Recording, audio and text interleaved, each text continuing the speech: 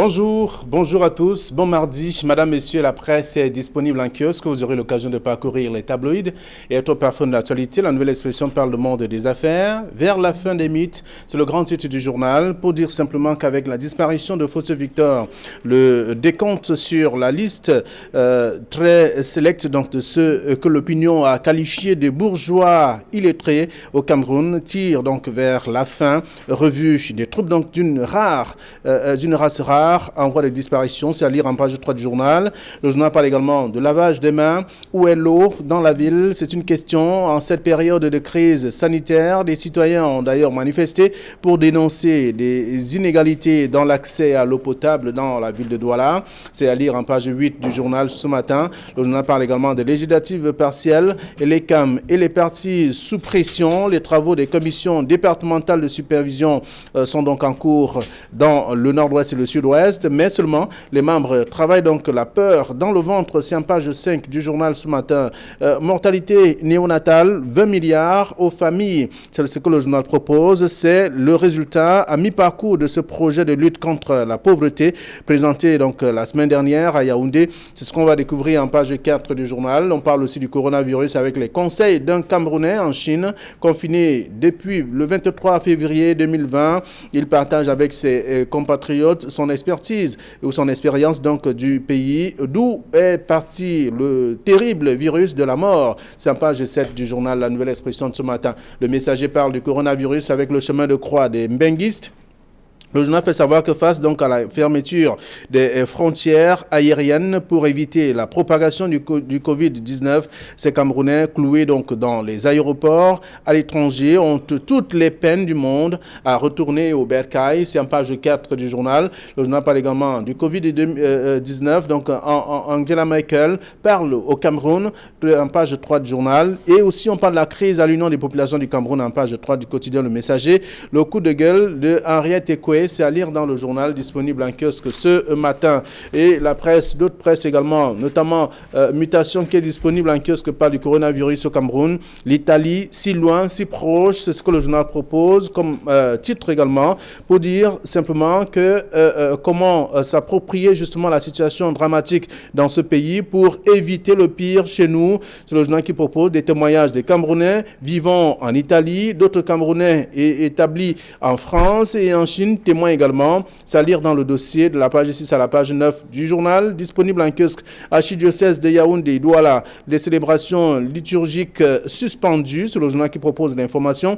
Et je vous invite à lire dans Mutation de ce matin. Le journal Émergence parle donc du coronavirus, plus de 56 cas déclarés. Et ce matin, donc, il y a eu 10 autres cas. Nous sommes donc à 66 cas. C'est le journal qui propose donc l'information. Et la lutte contre le coronavirus, l'insouciance des Camerounais pointé du doigt, c'est le journal qui donne l'information également ce matin. On parle également de la banqueroute, la SIC se meurt carrément, c'est le journal qui propose aussi cette actualité. Et Cameroun Tribune parle donc de coronavirus avec les autorités qui font bloc carrément. Le président de la République, Paul Biya, appelle au civisme, à la responsabilité de tous. Également, le ministre de la Santé publique aussi mobilise l'ensemble des personnels de santé en cours d'intégration. Le gouverneur de la région de l'Est Cameroun prescrit également l'usage des thermoflash dans les agences de voyage. Toutes ces informations sont contenues dans le dossier proposé par Cameroun Tribune de la page 7 à la page 12. Également, dans le même journal, on peut parler aussi de ces élections donc à l'Assemblée nationale, le bureau de l'Assemblée nationale justement. Pourquoi une nouvelle élection quelques jours seulement après la mise sur pied du bureau définitif donc de la Chambre? Celui-ci a dû céder donc la place au bureau d'âge pour l'ouverture des travaux de la première session ordinaire de l'année en cours. L'éclairage d'un politologue à découvrir dans le journal en page 5. C'est dans Cameroun Tribune de ce matin. Toujours dans la presse aussi, vous aurez à lire Eco-Santé qui parle donc d'incivisme face donc au coronavirus vers le confinement général générale au Cameroun. Restez chez vous, ça sauve des vies. C'est le journal qui propose, avec d'autres informations également, dans le dossier proposé par le numéro de la page 6 à la page 7. Des informations sur la santé continuent dans le journal Éco-Santé de ce matin. Tribune d'Afrique ne rate pas l'occasion de parler de cette même pathologie, coronavirus, l'urgence d'un confinement général. À lire l'éditorial de Faustin Dicam dans le numéro de ce matin, en page 3 précisément. Et on parle également de la nécrologie, vie et mort de Victor Fosso dans le journal Tribune d'Afrique et d'autres informations, notamment le calme et la transparence d'après Tangandi dans le cadre de ce double scrutin, en tout cas, qui s'est déroulé législative partielle dans le nord-ouest et le sud-ouest. C'est dans le journal Tribune d'Afrique de ce matin. Et puis le soir hebdomadaire parle de législative partielle dans le nord-ouest et sud-ouest. Calme, transparence et succès, c'est ce que dit le journal. Et d'autres informations aussi sur le coronavirus, le quotidien, l'économie qui en kiosque également parle de risque de récession. Les banques s'engagent à soutenir l'économie nationale. C'est un article à lire dans le journal ce matin. Et en même temps, on parle du coronavirus. Le GICAM qui craint donc le désastre économique aussi dans le même journal, disponible en kiosque ce matin. Voilà ce que la presse que nous avons reçue à notre rédaction propose également ce jour. Vous aurez l'occasion de faire le tour et également être parfum de l'actualité. Donald Brice Kamga, bonjour et bienvenue. Bonjour Flavien, bonjour à Camille, un bonjour fraternel à nos téléspectateurs qui nous reçoivent chez eux tous les mardis matins. Je suis ravi d'être là. Oui. Merci d'être là. Camille Nelly, bonjour. Flavien Vallondongo, bonjour. Bonjour Donald Brice Kamga, bonjour.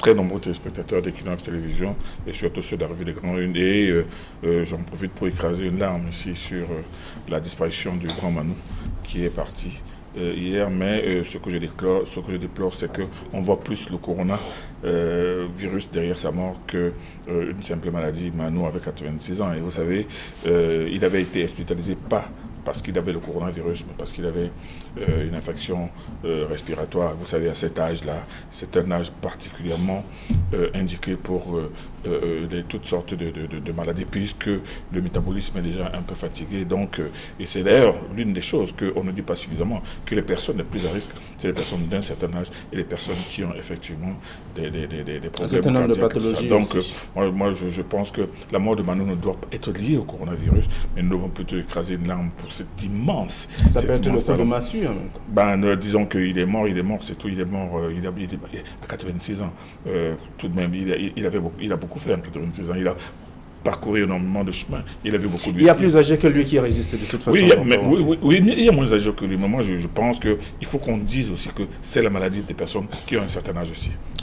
Alors, Donald Brice Kamga, la presse revient ce matin et comme vous le savez, c'est le plat de résistance de plusieurs tabloïds. On parle du coronavirus avec des mesures préventives, également des réactions des uns et des autres sur le nombre de cas qui s'alourdit au Cameroun précisément. Nous sommes à 66 ce matin.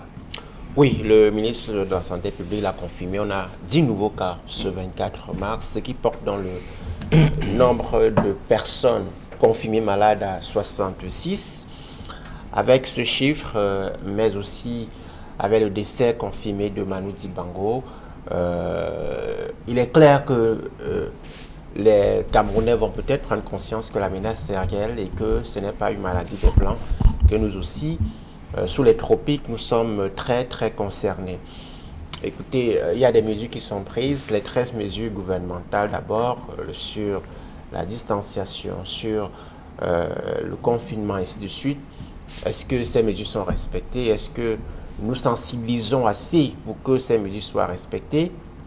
Il est difficile de comprendre qu'à ce stade de la crise, le chef de l'État n'ait pas pris la parole. Non pas que c'est sa prise de parole qui ferait peut-être que nous soyons plus conscients, mais au moins une prise de parole du premier Camerounais donne un certain retentissement à la gravité de la situation. On a vu ailleurs que le chef de l'État a pris la parole avec un ton grave. C'est la mesure de l'ampleur que la crise représente et du danger que la crise représente pour nous. Chez nous, on a des préjugés sur l'identité de ceux que la maladie frappe, sur notre résilience supposée à la maladie, un tas de choses, un tas de préjugés qui ne sont pas toujours bien expliqués, qui ne sont pas toujours bien déconstruits par ceux qui sont chargés de faire, à savoir nos officiels.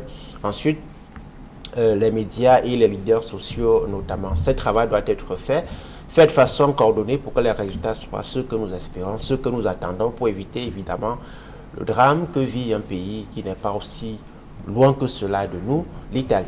Alors, vous parlez de loin, coronavirus au Cameroun, l'Italie, si loin, si proche, c'est le titre de mutation.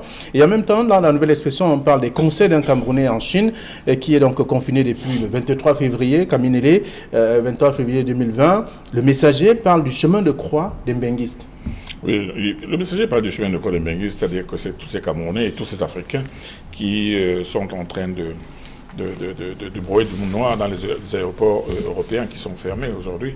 Ils veulent rentrer en Afrique, ils veulent rentrer au Cameroun, ils veulent rentrer au Congo, ils veulent rentrer dans leur pays, mais à cause des restrictions, ne peuvent pas rentrer tout de suite. C'est ce qui engorge énormément les aéroports. Donc c'est un véritable chemin de croix. Mais moi, je pense qu'il faudrait que les Camerounais ne passent pas leur temps à lire les histoires apocalyptiques que l'on trouve dans les réseaux sociaux, où l'on annonce ceci, où l'on donne des formules de perlimpinpin pour soigner le coronavirus. Mais il faut que les gens s'informent. Il faut qu'ils sachent que le coronavirus, c'est une grippe, une grande grippe qui a d'abord été, qui s'est transformée en épidémie et qui est devenue une pandémie, puisque elle est d'amplitude mondiale. Mais il faudrait aussi que les gens sachent que ce n'est pas la première pandémie du genre. Il y a eu la grippe espagnole entre 1918 et 1919 qui a fait près de 100 millions de morts. Il faut que les gens sachent cela, qu'en pleine Deuxième Guerre mondiale, en 1918, il y a eu une grippe qui est partie de la Chine, qui a déferlé sur tout le monde et qui a fait 100 millions de morts. Il n'y a pas eu, et après la grippe espagnole, il y a eu la grippe asiatique qui, elle, a été entre 1956 et 1958. Elle a fait 100 millions de morts. Donc, et pour la seule France, une vingtaine de millions de morts. Donc, les pandémies, ça existe. Le problème, c'est que quand elles se déclarent, que les gens se protègent, que les gens prennent un certain nombre de précautions. Et j'ai l'impression qu'au Cameroun, on cherche à dénombrer absolument le nombre de morts que l'on pourrait trouver au Cameroun. Jusqu'à présent, il n'y en a pas eu un seul. Bon, il y a eu des cas déclarés, des gens parlent de 56, mais il n'y a pas eu de mort. Il ne faudrait pas non plus... Nous sommes à 66 ce matin. C'est pour ça que je dis nous sommes à 66. Il y a une sorte de progression inéluctable, puisque c'est une épidémie. Et quand vous approchez une personne qui l'a, et surtout quand vous êtes une personne à risque, parce que ce n'est pas le fait de l'approcher que vous tombez systématiquement malade, mais il faut déjà être prédisposé pour le faire. Donc, il faut que les gens suivent les mesures, il faut que les gens se confinent au maximum, il faut que les gens suivent les mesures d'hygiène élémentaires, mais il ne faut pas que les gens non plus tombent dans ce catastrophisme qui fait que les gens vont finalement devenir névrotiques. Vous ne pouvez pas imaginer le nombre d'hérésies que l'on lit dans les réseaux sociaux. J'ai même lu il y a quelques jours quelqu'un qui a dit que non, cette pandémie avait été annoncée par Nostradamus en 1555 au XVIe siècle. Et on vous sort un truc qui en réalité a été démenti d'ailleurs par les plus grands exégètes de Nostradamus qui disent que c'est écrit n'existe pas. Mais on l'a balancé dans le net pour dire que c'était quelque chose qui était déjà annoncé. C'est quelque chose de fatal. Donc les Camerounais devraient vraiment faire le maximum pour trier ce qui se déverse dans les réseaux sociaux tous les jours et ne chercher à conserver que l'essentiel. Très bien. Alors, Émergence ce matin qui parle de la lutte contre le coronavirus, parle de l'incivisme ou l'insouciance même des Camerounais pointés du doigt. Oui, c'est là que je parlais. Et moi, je cherche toujours l'objectif recherché quand Camille rappelle qu'il y a eu des pandémies d'une ampleur relativement plus grande que celle-ci. Est-ce pour dire aux gens que de toutes les façons, il y a déjà eu des morts, comme c'est le cas avec le coronavirus par le passé, et que de toutes les façons, restez tranquille, rien ne se viendra. Non, je pense que c'est justement ce discours qui tend à faire banaliser la gravité de la situation. Nous sommes face à une pandémie, une maladie qui n'a pas encore de médicaments au stade actuel, même si on évoque la chloroquine. L'échantillonnage de personnes qui réagissent favorablement à ce médicament n'est pas encore n'est pas encore grand pour qu'on puisse tirer immédiatement des conclusions scientifiques. Des tests sont en cours.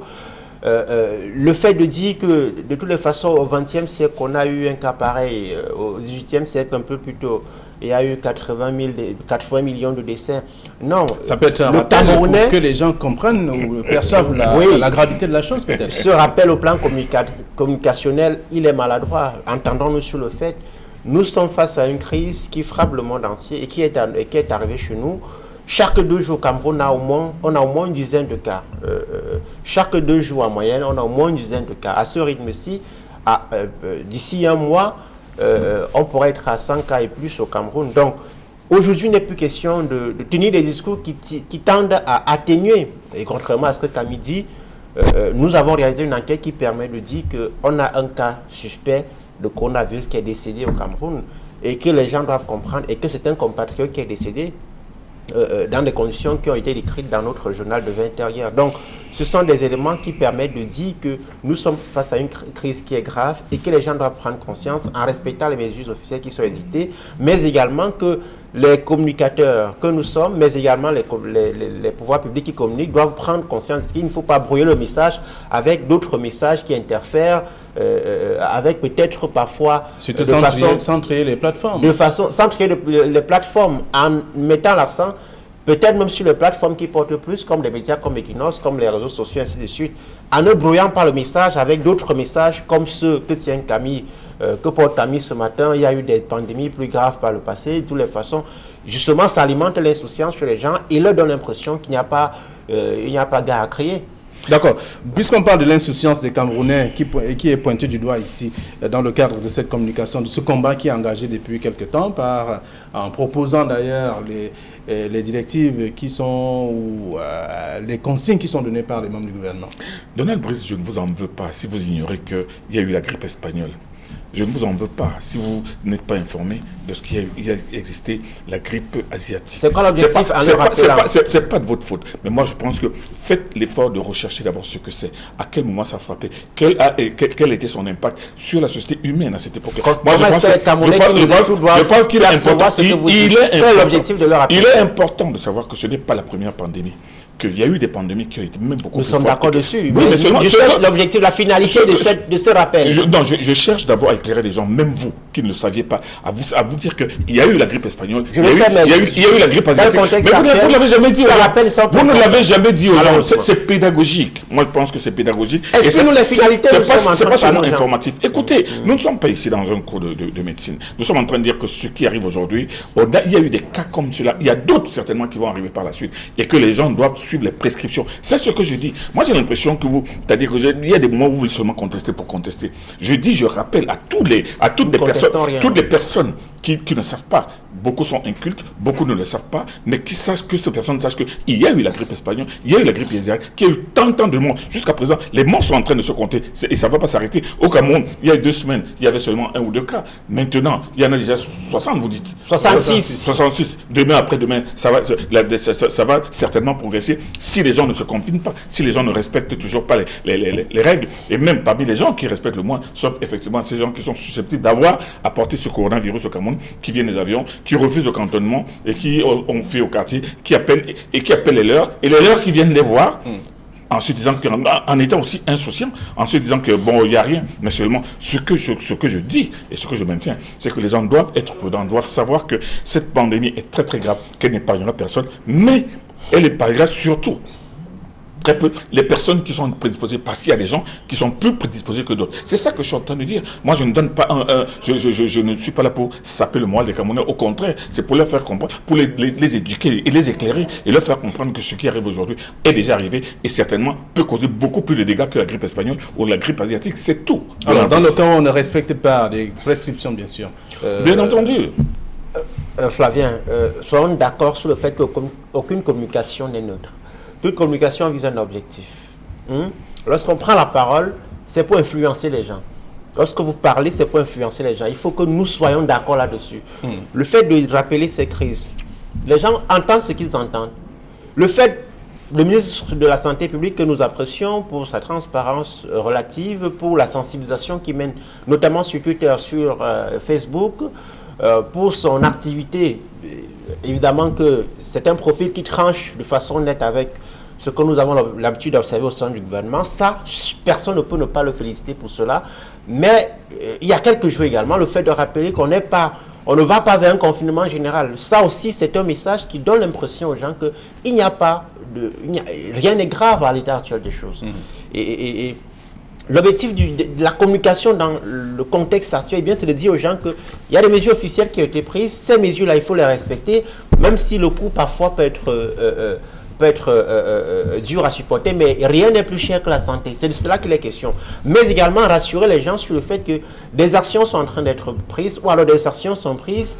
De toutes les façons, nous maîtrisons la situation. C'est cela qu'on observe ailleurs, et non un discours qui consiste à relativiser la gravité de la situation. Il faut faire prendre conscience aux gens que l'heure est grave et que les habitudes, les mauvaises surtout, doivent radicalement changer dans le contexte actuel. En disant aux gens, on ne va pas, aucune mesure de confinement général n'est envisagée par le gouvernement. Les gens comprennent qu'il n'y a pas, on n'a pas atteint un niveau, il faut passer à un niveau terrible. Oui. Même si on n'y pense pas, ce n'est pas bien de le dire.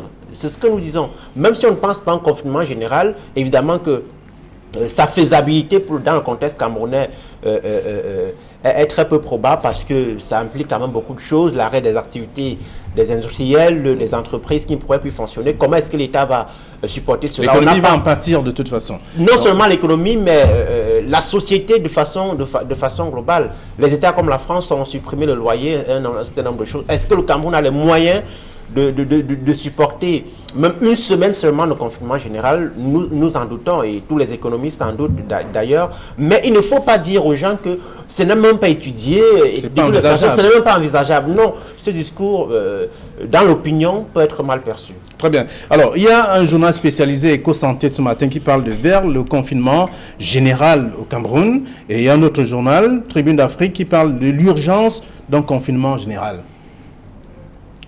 Ça fait partie des méthodes de lutte pour contrecarrer. Donald Bruce dit que même s'il faut en arriver là, il ne faut pas le dire. Mais moi, je pense que c'est une mesure extrême. Non, il dit qu'il ne faut pas dire qu'on ne va pas arriver là. Non, c'est pour ça que je suis en train de dire que ce qui se fait en Italie, c'est un vrai confinement général. En France, aujourd'hui, c'est un vrai confinement général. J'ai mon petit frère hier, à qui je parlais, qui me dit que non, pour sortir, il faut même des autorisations spéciales. Et qu'à certaines heures, si on se retrouve dehors, on court le risque d'avoir même d'attraper une contravention, une amende. Donc, ce sont des mesures extrêmes. Et ces mesures extrêmes, c'est d'abord pour protéger les populations, pour que ces populations se protègent elles-mêmes et n'aillent pas vers un suicide. Parce qu'effectivement, rien que le fait de sortir de façon peut-être indisciplinée peut conduire justement à attraper ou à propager cette infection. Donc, alors, les spécialistes disent que pour quelqu'un qui est infecté, il est susceptible donc d'infecter, cette personne est susceptible d'infecter 3 personnes en moyenne. Alors, ça veut dire que c'est un problème. Donc, on devrait aboutir à ça, quand même. Ça fait partie des propositions. Ça, c'est pour que ceux qui ont le virus meurent de leur virus ou bien se soignent, mais qu'ils ne le propagent pas. Non, je veux dire que... Pour qu'ils ne le propagent pas. Ouais, je veux dire que l'heure est à la préservation. L'heure est à la préservation de la vie. Et moi, j'ai même vu un dessin humoristique qui donne le choix. On dit que tout est question de choix dans la vie. Soit rester chez vous, confiné et garder la santé, ou alors sortir et courir le risque de rester enfermé dans un cercueil pour l'éternité. Non, l'heure est grave. Il faut que les gens prennent conscience et suivent vraiment à la lettre le maximum de ces mesures, que ce soit de confinement, que ce soit de prudence, que ce soit de santé, pour que le virus puisse le moins possible circuler. Bon, jusqu'à présent, on ne nous dit pas que une thérapeutique efficiente a été trouvée, mais on est en train de prendre en charge les personnes détectées, on les prend en charge, on leur applique un certain nombre de médicaments, de molécules, certains s'en sortent, certains en meurent. Mais nous, au Cameroun, ici, on n'en est pas encore arrivé au stade où on a vu des hangars pleins de lits de malades ou des stades pleins de lits de malades, mais c'est pour ne pas arriver à cela que les autorités camerounaises ont pris la décision d'amener les gens à comprendre d'abord individuellement qu'il y a une urgence de se confiner. Alors, ces mêmes autorités qui se sont retrouvées, il y a une presse qui le rappelait hier, au cours d'un deuil, ou des obsèques d'une autorité, pratiquement plus de 1500 personnes au même endroit, alors que des prescriptions avaient déjà été données. Les mauvaises habitudes, on l'avait dit, et je peux vous assurer que les gens se disent toujours en long feu antérieur, ce qui est très imprudent, que ça ne va pas m'arriver, ça ne peut arriver qu'aux autres. Mais il va être difficile vraiment d'amener une prise en compte vraiment forte et dure pour toutes ces personnes qui veulent aller à l'église le dimanche, qui veulent aller au marché, qui veulent aller... Parce que quand on parle d'un confinement général, il faut vraiment tout fermer. Maintenant, pour tout fermer, la presse se demande, est-ce que économiquement, socialement, le Cameroun a ces moyens-là? Mais seulement, il faut éviter le plus possible les lieux où les gens se rencontrent. Et les lieux dans lesquels les gens se rencontrent, c'est... Finalement, on a des moyens pour faire quoi?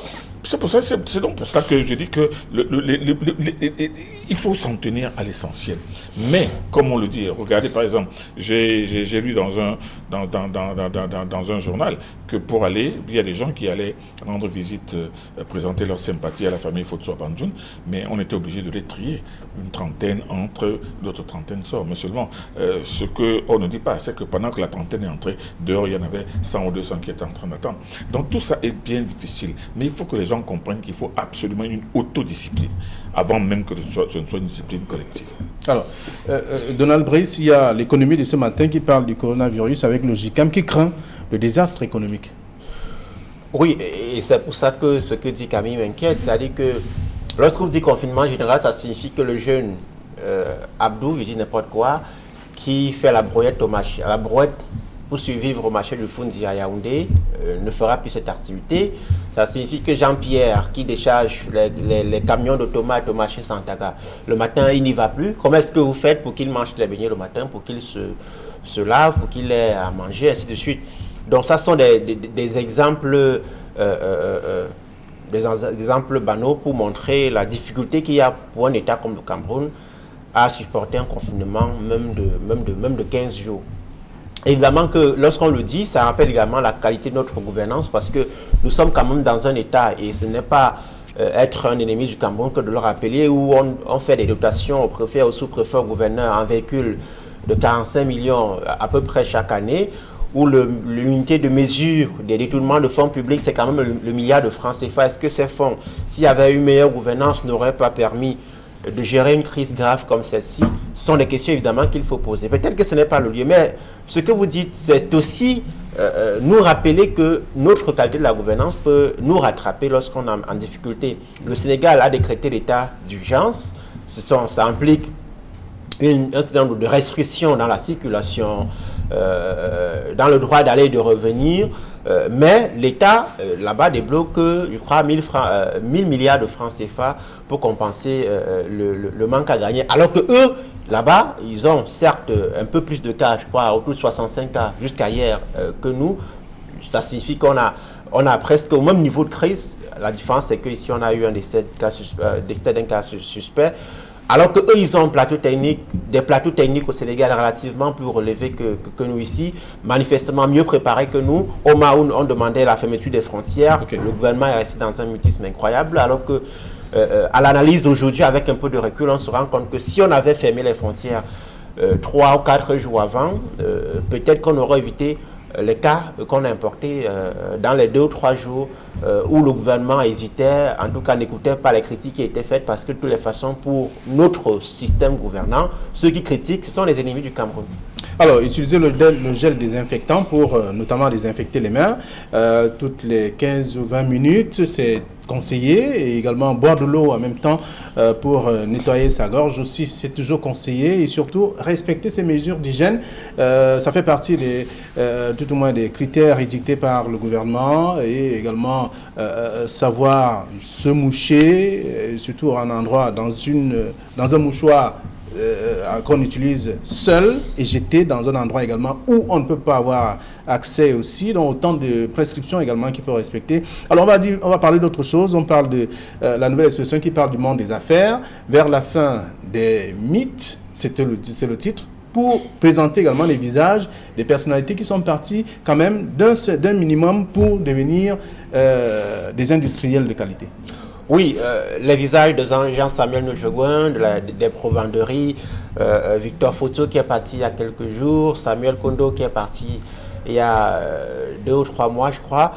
Nous sommes, Françoise Foni entre autres, nous sommes proposés ce matin par la nouvelle expression pour nous rappeler qu'on n'a pas toujours besoin d'être de grands docteurs, de grands professeurs, des diplômes ronflants pour servir à la société. Ce sont des profils type évidemment de self-made men que nous avons eu au Cameroun et qui sont malheureusement en voie de disparition. C'est peut-être le temps de fabriquer d'autres millionnaires ou d'autres milliardaires.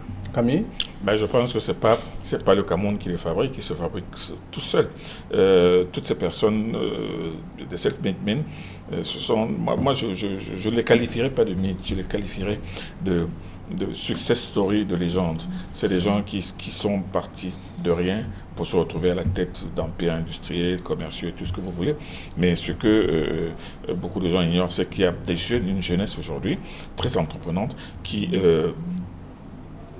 avec tout simplement pour avoir été à l'école, tout simplement pour avoir maîtrisé un certain nombre de technologies, aussi bien des affaires que du management ou de la gestion, sont devenus de très grands hommes d'affaires, sans qu'on leur reproche d'avoir été à l'école. Donc moi je pense qu'ils se sont fabriqués d'eux-mêmes, ils ne font pas beaucoup de bruit, on peut en citer 10, 15 rien que pour la ville de Douala. Il y a des jeunes qui sont dans le pétrole, il y a des jeunes qui sont dans les télécommunications, il y en a qui sont même dans le transport, qui sont devenus multimillionnaires, mais parce qu'ils ont été à l'école, on n'a pas eu besoin de les fabriquer, ils sont fabriqués parce qu'ils ont intégré toutes les recettes qui permettent à un homme de réussir. Donc, ceux qui sont partis, les Soin Kadji et tout cela, constituent la galerie d'une certaine classe de Camerounais qui, au moment où le Cameroun accédait à peine à l'indépendance, donc pas forcément avec de gros moyens, ont commencé, à la force de leurs bras et de leurs poignets, sont élevés, ont réussi à bâtir de grandes structures, à donner des emplois. Donc,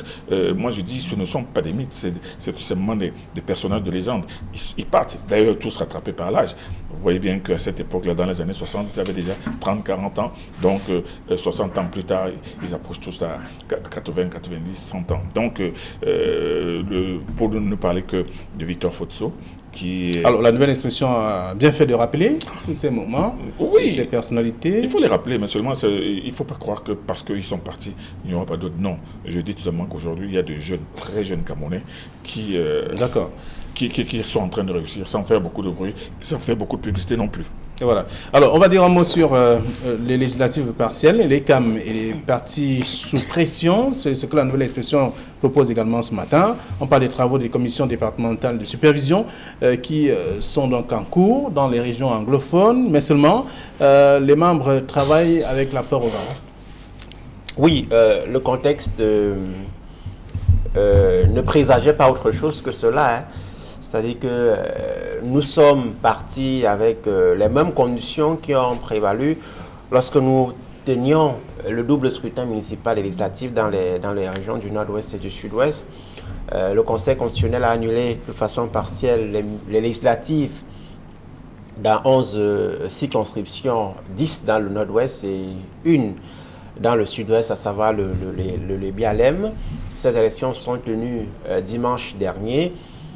Sous les crépitements des balles, sous forte tension, mais elles se sont tenues tout de même.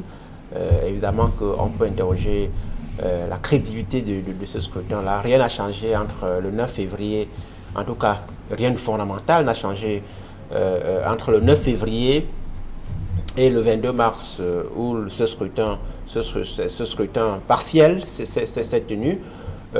Les 13 sièges qui sont en jeu, est-ce que l'opposition réussira, le SIF en l'occurrence, pour ce cas-ci, réussira à avoir un groupe parlementaire? Ce sera extrêmement difficile. Pour l'instant, le SIF a 5 députés à l'Assemblée nationale, c'est quand même historique.